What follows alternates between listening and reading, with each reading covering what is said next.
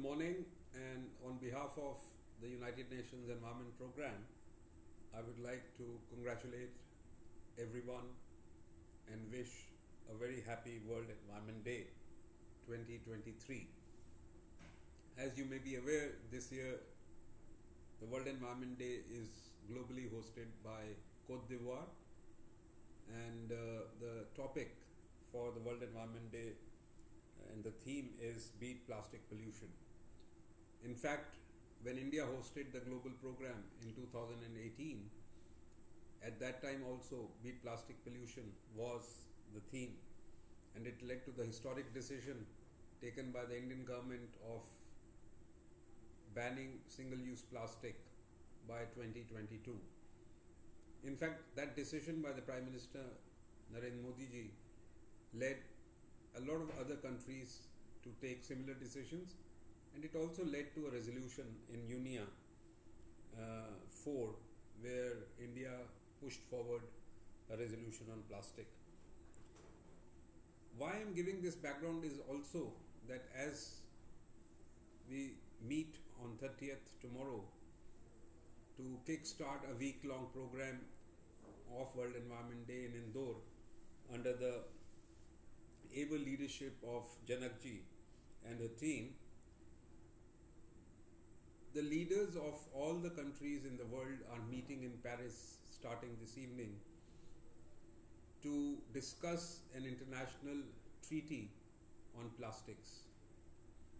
This is the second meeting of the International Negotiating Committee, which was set up as a resolution of UNEP 5, and I must say that India was the leader in not only drawing attention to plastics but also leading the countries to start discussing how to address the plastic pollution. And I must also say that it's organizations like Janakji's and you all that are doing so much work at the ground level in Indore and in areas nearby that is providing a very good feedback to the policy makers who are meeting in Paris starting today for 3 days. There will be a lot of discussions and negotiations on plastics, and this gathering in Paris ahead of the second meeting of the International Negotiating Committee, or as it is called INC 2, is the international community's chance to set the stage for negotiations on a substance of a global deal to end plastic pollution. So I would like to highlight what does our ambition look like? What is it that we should be taking forward in INC 2 and INC 3, ultimately leading to an international agreement? Our ambition is redesigning to reduce plastic in products. Our ambition is making it easier to repair, reuse, refill and recycle so that circularity becomes a reality. Our ambition is providing incentives to make recycled polymers cheaper than the virgin plastics. Our ambition is backing research and development on sustainable alternatives to plastics.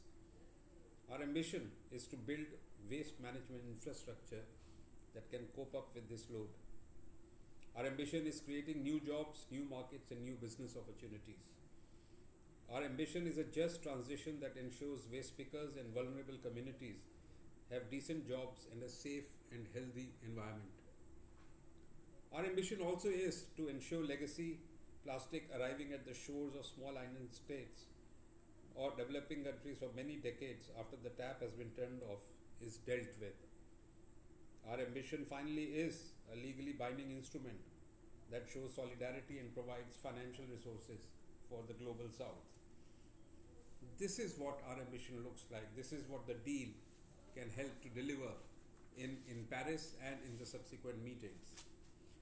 I would like to also highlight in this context what is the importance of organizations like Janakji's organization. And this broad community has certainly been critical to get us to where we are today, this broad community of the civil society. And your activism has helped us land the historic decision at the 5th UN Environment Assembly earlier this year. And let me stress, your voice matters. You are being heard And I ask that you continue to push and drive ambition by providing science and insights into the potential impacts of policies. Give voice to affected communities and demand a just transition and better jobs. Hold negotiators accountable and keep doing it once the deal is being implemented.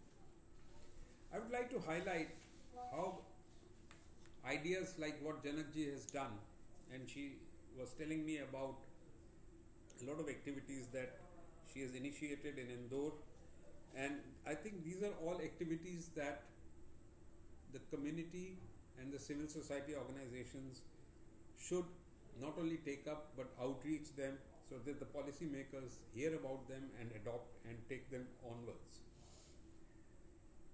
Janakji was telling me that eco-friendly campuses and students and teachers are being asked to use steel bottles or steel tiffins, and all events to reduce waste and plastic are being propagated. Plastic and waste-free events, weddings, and youngsters and families can be inspired by them is something which is very, very unique.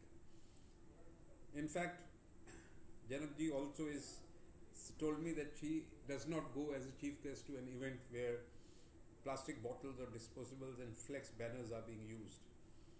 So I think it's very important that a village community that shuns use of plastics and disposable for servicing food is taking these initiatives forward.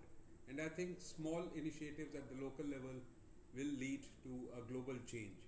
My best wishes for the World Environment Day and my heartiest congratulations to Janakji and to her whole team for taking this action on plastic and for doing their bit in terms of how to remove a global problem. Thank you.